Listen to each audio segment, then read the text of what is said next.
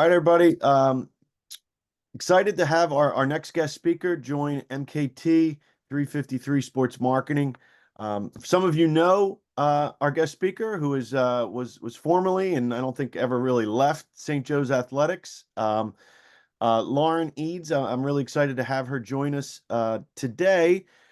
Just knowing a little bit about her background, and then I'm really excited to hear about what she's doing now in the world of sort of entrepreneurship, looking at creating her own sports properties. And so I really wanted her to talk to you guys just about, life outside of sort of sports, when, it's not just about the four big leagues. There's a ton of opportunities. And I think Lauren's a great example of taking a passion for sports and turning it now into our own business. So welcome, Lauren.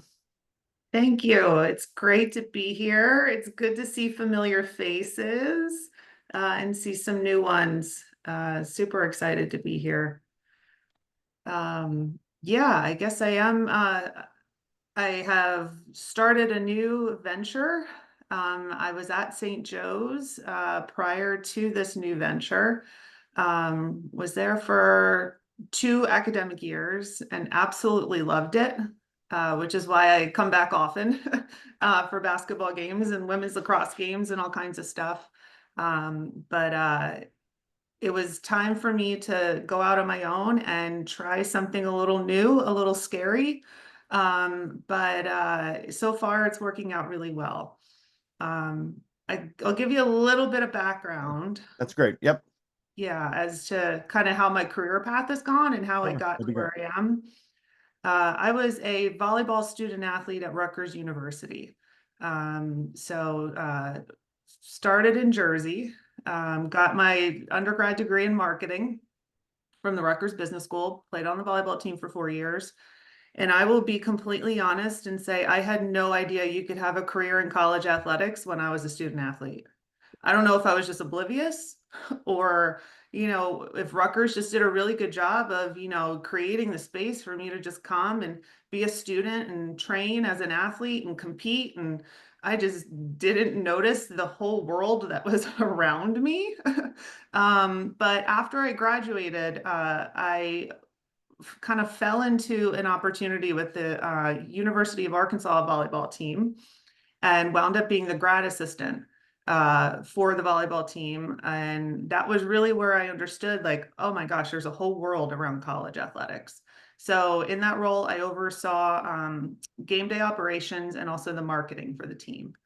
So I got my master's of education in sport management and recreation. And then after that, I thought I could conquer the world and, got my master's. So, give me a director role and let's go. Wasn't exactly how it panned out. I wound up the championships fellow, which was really a glorified internship with the Metro Atlantic Athletic Conference out of Edison, New Jersey, the MAC. But I got to tell you, it was the best role I could have asked for coming straight out of school. I helped with all the championships, all of them, fall, winter, spring, and really I was able to be in athletic director meetings, help with president's meetings. So I really got to see how like a league really operates and a conference office operates. I stepped up to the director of championships after that, was in that role for 2 years, and then moved to St. Louis and worked for the Missouri Valley Conference as the director of sport administration. I was there for about 3 years, and then I went to St. Leo University in Tampa, outside of Tampa. Stepped out of athletics briefly and went to the marketing side of the university, which was actually really helpful for me because I got to see how the how the university markets itself to all kinds of different constituents. From St. Leo, I went to Belmont University in Nashville, and I was the associate athletic director and senior woman administrator there. I oversaw everything external. So all the marketing, ticket sales, sponsorships, broadcasting, all that fun stuff. Also, as the SWA, oversaw the women's sports. Loved that part of it. After Belmont, I went to Concordia University. My first role there, it was in Portland, Oregon, Division II school. My first role there was Associate AD for business, which was kind of cool because it was completely different than what I've had done in the past. So that was a new step for me. After 1 year, the AD left, and so I stepped in as athletic director and served as athletic director for 2 years. Loved Division II. It was a different experience than, my Division I experience. But yeah, it was definitely when you move from your current chair to the AD chair, it's a very different experience. But I loved it. I loved working with the student athletes and the coaches in that role. And then after Concordia, my husband had an opportunity to take a role with Adidas in Germany. And so we decided to go international for a little bit and wound up in Erlangen, Germany, outside of Nuremberg. We lived there for 2 years and then came back to the States. We were in Germany for COVID. It was a little bit of a different experience, but I think everybody had a different experience during COVID. And so, yeah, came back to the States, went back to work for the MAC, filled in as interim CFO for 6 months, and then stayed on as the COO, overseeing all the sport operations. And then from there came to St. Joe's because they were looking for a senior associate AD for external relations. And I oversaw all the external relations for all the sports. So ticket sales, sponsorships, marketing, licensing, broadcasting, and communications. Yeah, and then was there for 2 seasons, and then this opportunity to go out on my own and run events and partner with a former boss of mine who hired me into that championships fellow role at the MAC, Rich Enzer. And so, yeah, I decided to take it, and now we're kind of doing our stuff on our own, and we have our first event starting next week. So that's kind of, as you can see, I kind of went all over the country, internationally, hopped around quite a bit. It's an amazing story. I mean, and one that I think is common in sport, where you have to be willing to travel and move to get new opportunities. And so, no, I appreciate you sharing your background.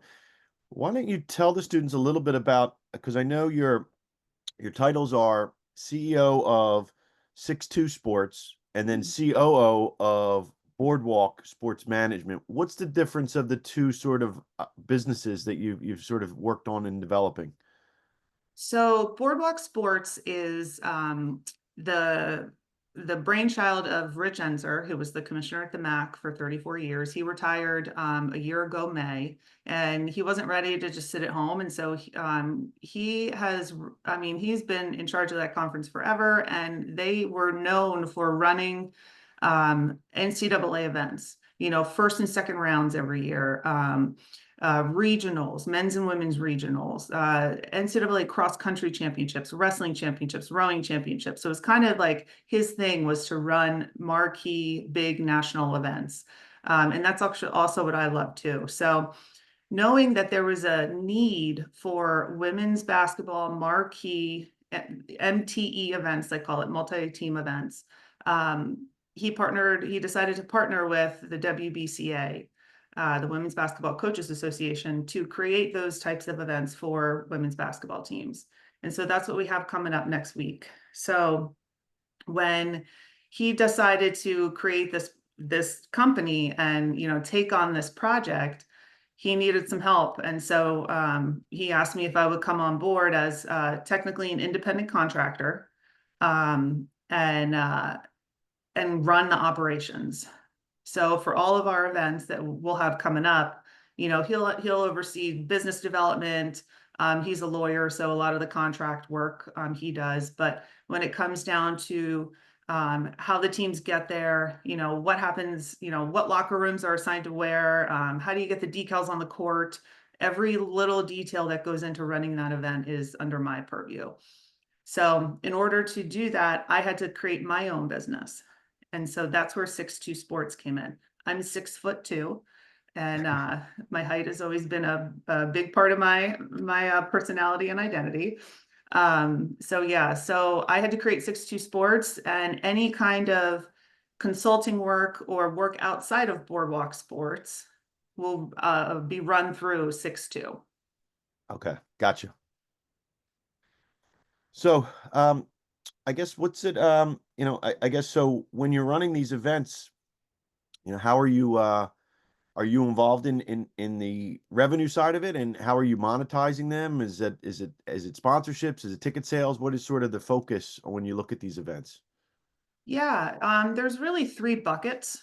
You have the ticket sales, which is, the obvious first choice. You want to sell as many tickets as you can from a revenue standpoint, but also a game atmosphere standpoint. Sponsorships would be the next one.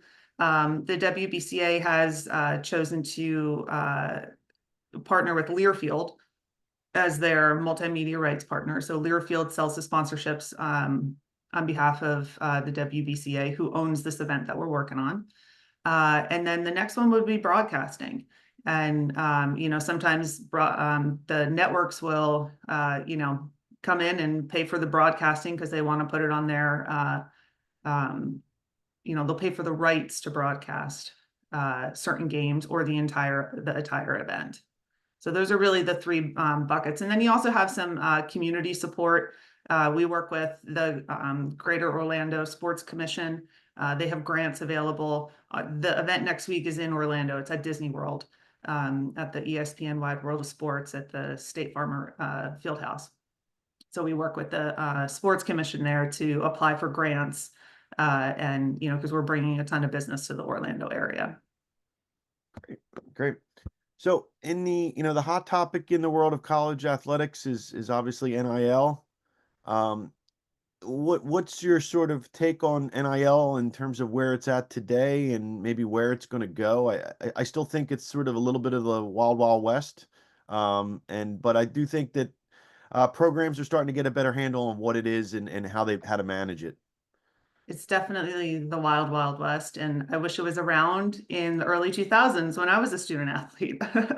Right. um, yeah, it's interesting because I think that the NCAA is still trying to figure out, what to do with it and how to monitor it, how to enforce it, enforce the regulations.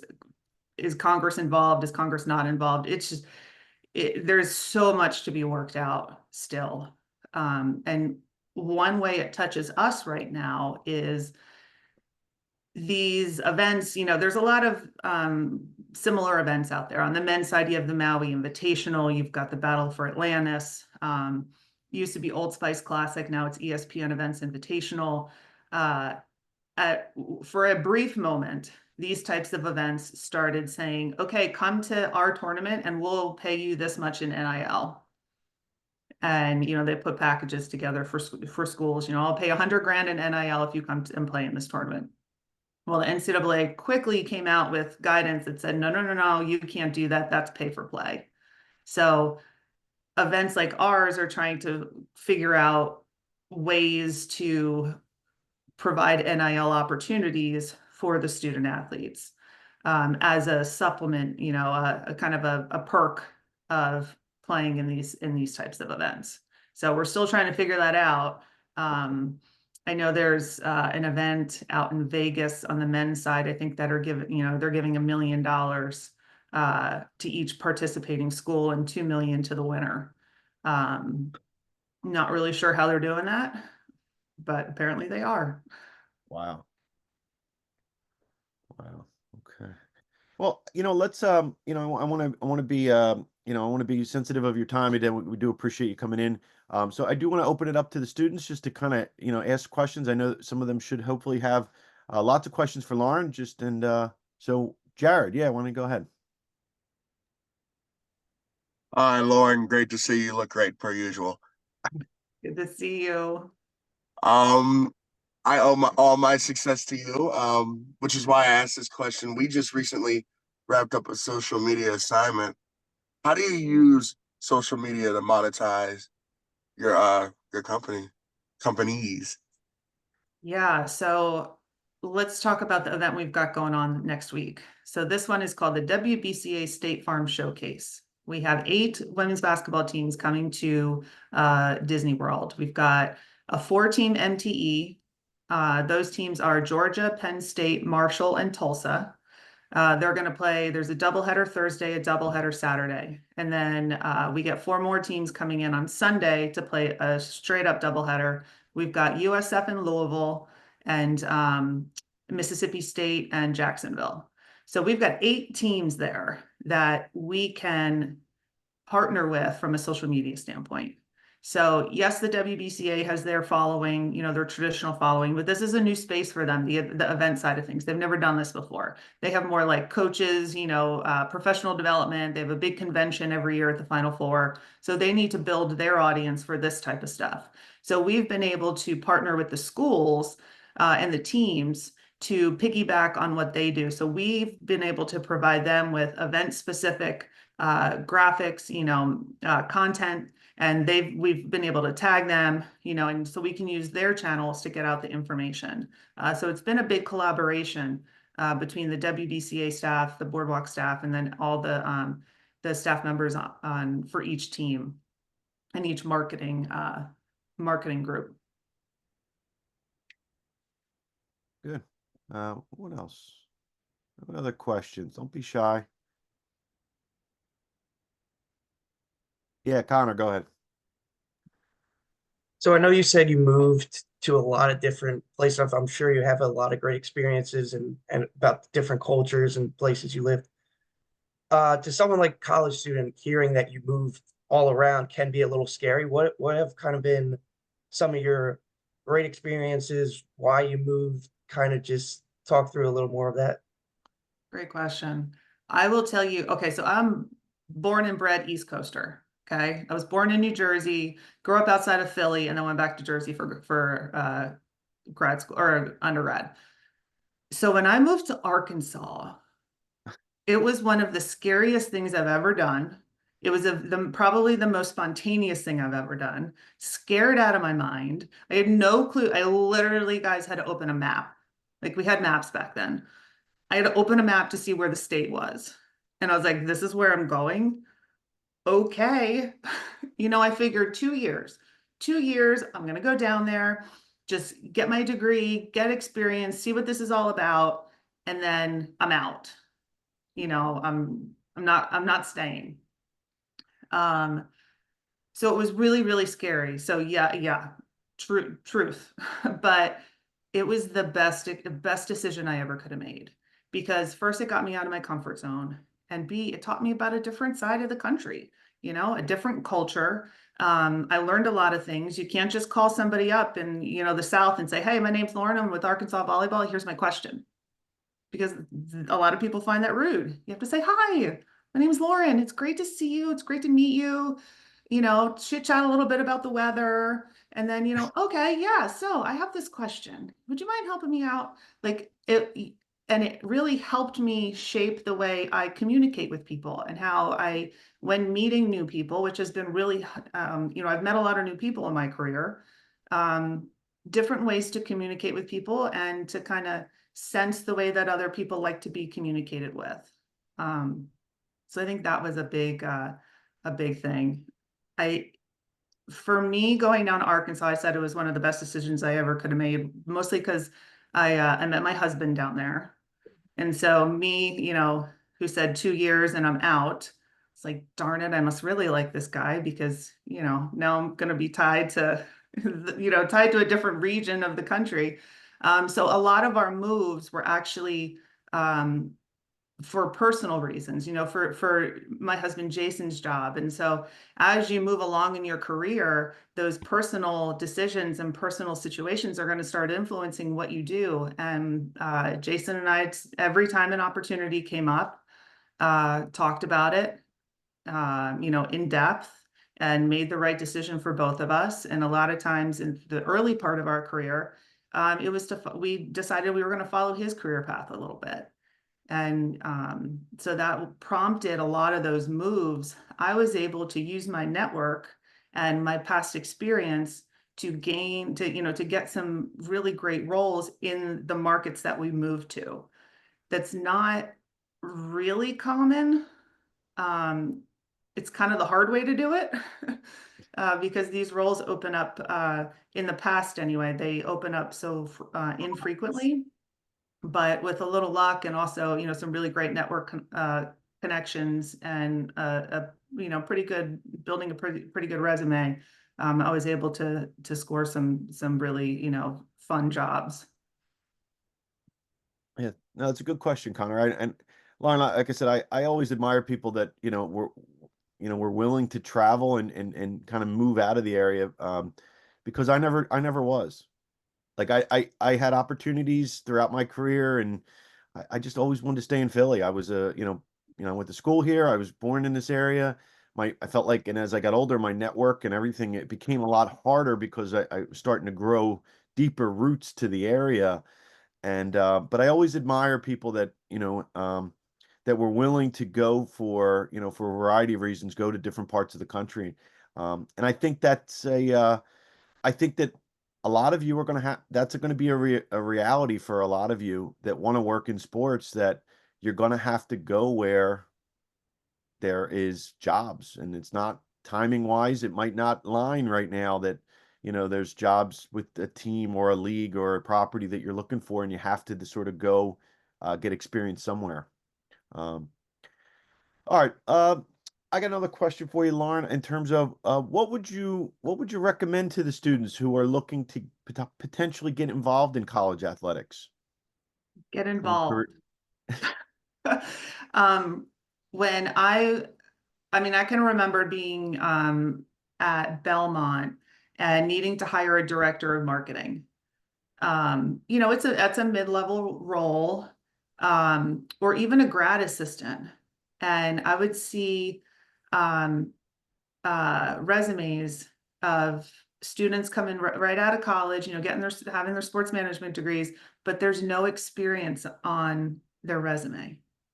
There's a amazing athletic department over at Berry Hall and Hagen Arena that they've got so many amazing opportunities for you all. If you just went over there and you're like, hey, you know, Annie, go talk to Jack Jumper, right? And say, hey, here's this idea that, you know, here are my skills. Here's what I'd love to do. Can you use me? You know, can you use that skill? I imagine Jack Jumper will say, hey, there's a desk right there. Okay, let's talk about, you know, let's figure out how we can do this with, you know, whether it's credit or this or that. Go talk to them. And so that way, when you graduate from college and you have your degree and you're applying for these entry-level roles, you have that experience. You're not just, you know, someone who's starting out. You already know how to talk to coaches. You already know how to talk to administrators. You know how to work with an athletic director. You know how to work with a communications director. You've done it already. I know that's always something I looked for when I was looking at resumes for different entry-level roles. And it also means you took the initiative. Right. What's the let's if someone's goal is to become an AD, what's sort of what's the biggest skill that they have to bring in terms of value to that property? I think by the time you get to the AD chair, you've got to know how to work with people.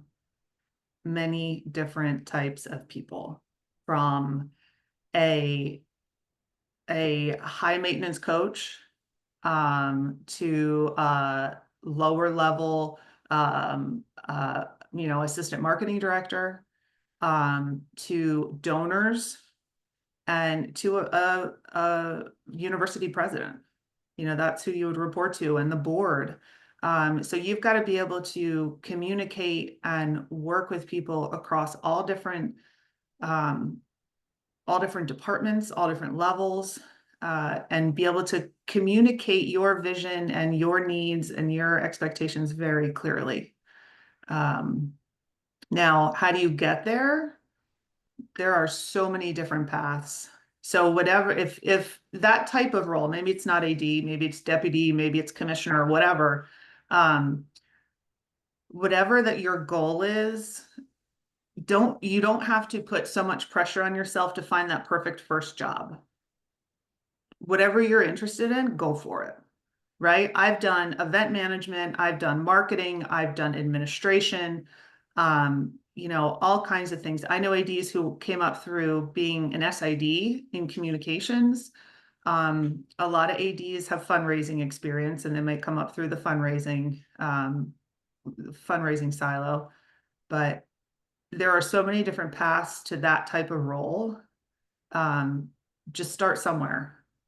And if you find out you don't like, you know, say you start in communications, maybe you're like, I don't like this, go try marketing, you know, and just keep moving over and up the ladder, and you'll find yourself ready for that type of role. Okay. Lauren, tell the students a little bit about sort of this. I mean, it's a trend now it's happened in over the last I would imagine 10 years now, of this relationship of athletic programs hiring agencies for very specific roles, most of them being revenue generating roles like ticket sales or sponsorship sales. Do you think and do you think that those agencies are um, good opportunities for students looking to get in sports? I think they're definitely legit good opportunities. Take ticket sales, for example. Some of you may be working with Zach and Thomas and Emily in the ticket office, and they're technically not St. Joe's employees. Are they part of the St. Joe's team? Absolutely. But they work for Aspire. And when I was at St. Joe's, Jill Bodensteiner and I knew that we needed to make some type of change in the box office, because we couldn't, it was very hard to keep somebody in that role. There was a lot of work for one person, and we could really only afford to pay one person to be in there. It's really what it came down to, I think. And for about the same amount of money, you could get an entire agency behind you and multiple people. And yeah, it was the human resources that we were interested in, you know, getting the bodies to do the work, but it was also the knowledge that you could tap into in that entire network. You know, Aspire has the ticket knowledge. So rather than bring in one person to rely on their knowledge and their experience and their ability to do the job, we decided to go the agency route, and we then had access to everybody who, you know, works at Aspire corporate, everybody, you know, the other ticket managers at Aspire, other Aspire schools. And so for a similar amount of money, we were able to tap into a huge network. And then obviously on the sponsorship side as well. So there's also Yeah. agencies that focus in on sponsorship as well. Yeah, they're great ways to, yeah, if you're interested in sales or sponsorships, you know, working for Learfield or a Van Wagner or Playfly, great way to get in, because you get to tap into all of their training, and it's a little bit more specific. But if you know that's what you want to do, it's a great place to start. Or if you think you might want to try that, you get great training. You can network a lot, you know, through those agencies. But then you also get the campus, you know, side of things as well, because you would be most likely posted on a campus. Right. Okay. What other questions? I know some of you have some questions here. What do we got here?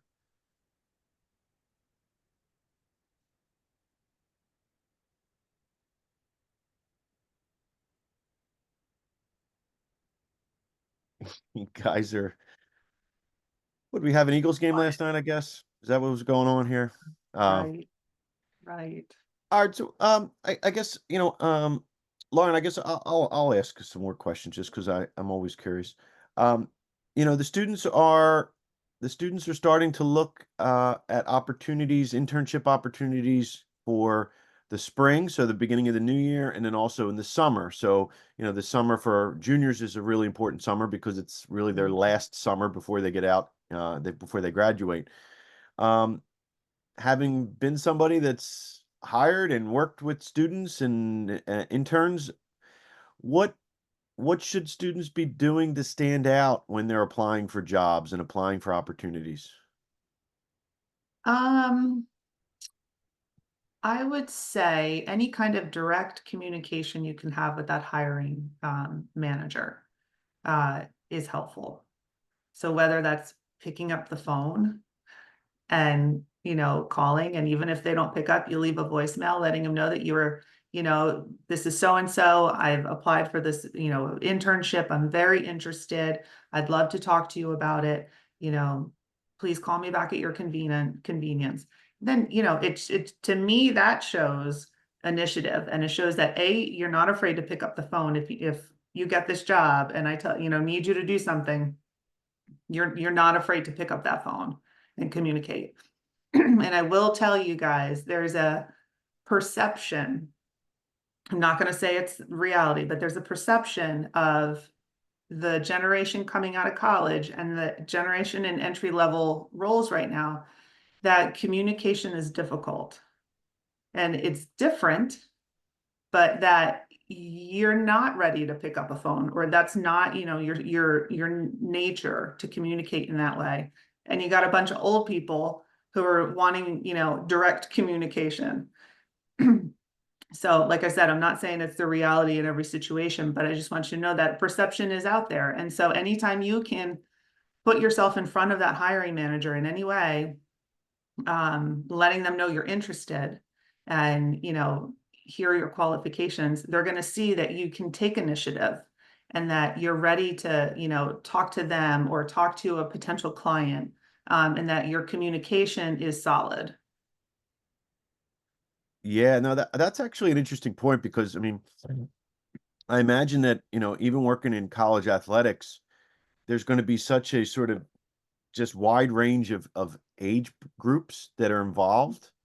And it's different generations. And, so it's people my generation, who use technology but didn't grow up in it.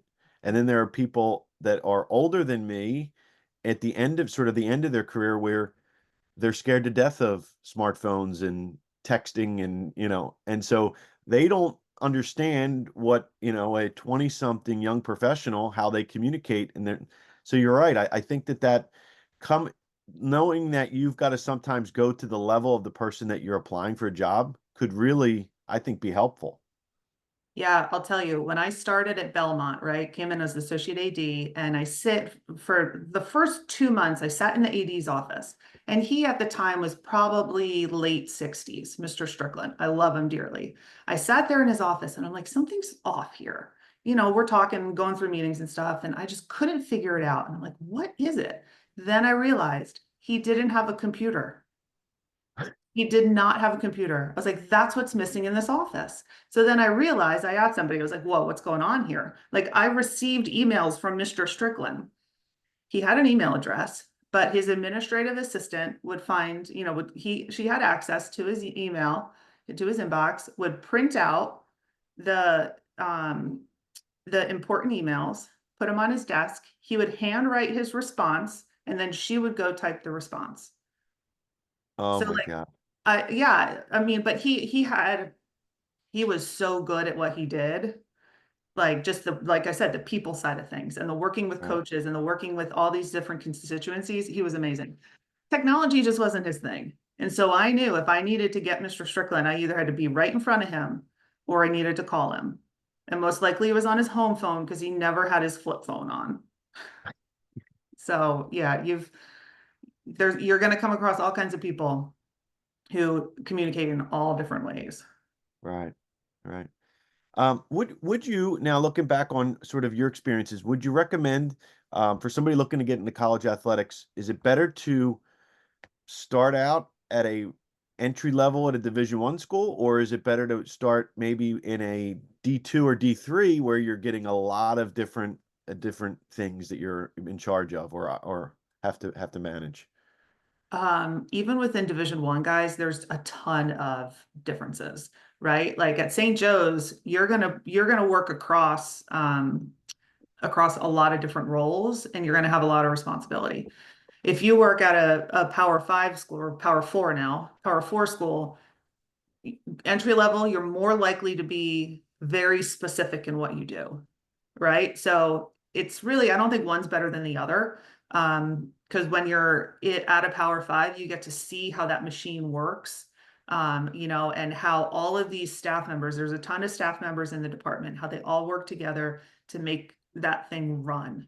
But you're probably going to get really good at that one role that you are in, whether that's compliance or you're a communications person or you're, you know, the ticket salesperson for this one sport, or, you know, you're doing marketing and you have two sports. At a more mid-major level within D1, you're going to have responsibility, you know, maybe it's ticket sales and it's marketing and it's all the sports. So yeah, it's a lot more, the breadth is wider, and it's probably, you know, I don't know if it's a lot more work or not. But I tend to see more well-rounded skills coming out of people, you know, entry level and the younger workforce coming out of mid majors. Same with D2, same with D3.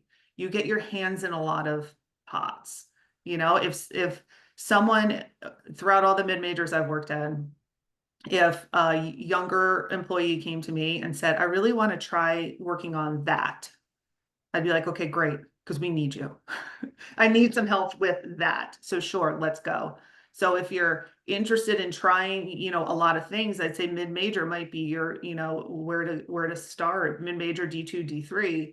If you really want to hone in on one thing, you know, I really like compliance and I really like NIL and I really want to do this, Power 5 is probably for you. Okay. All right. Any other questions anybody have for Lauren? All right. Well, Lauren, I appreciate you sort of jumping in here. If the students wanted to get in touch with you, what's sort of the best way to do that besides sort of tracking you down at Hagen? How else should the students get in touch with you? LinkedIn for sure. You can always call me. I do pick up the phone. I can share my contact info here. Yeah, or you can come to the State Farm, the WBCA State Farm showcase next week in Orlando. That's where I'll be living. Okay. But here, I'll give you my email.